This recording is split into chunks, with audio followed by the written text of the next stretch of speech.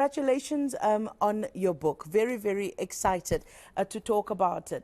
Your story, one that many can identify with. You talk about being abandoned as a baby.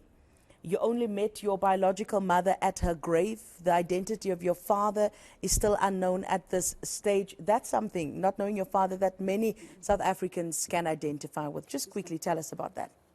That moment when I had to actually make peace at the gravesite of my mom, it was a moment of both relieving and also healing. It brought both sorrows to me, but also a great sense of clarity. And I found actually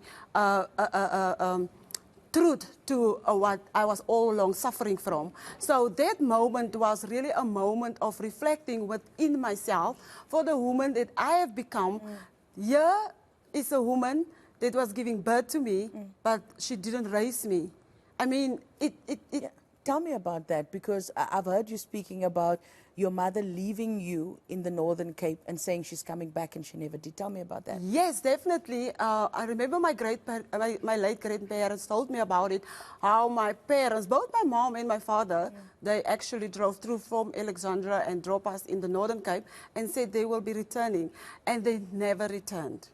And I grew up with that pain and rejection and abandonment within me, always thinking, will they come back?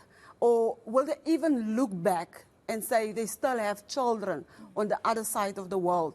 But it never happened. So when my half-brother, we came to meet us, and in between my mom, I have another son.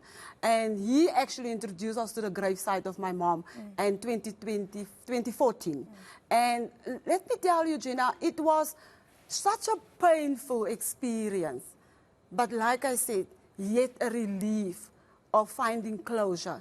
Because closure is not always finding the answers, but closure to me was the acceptance. This has happened, and I have to accept. This is where I am right now.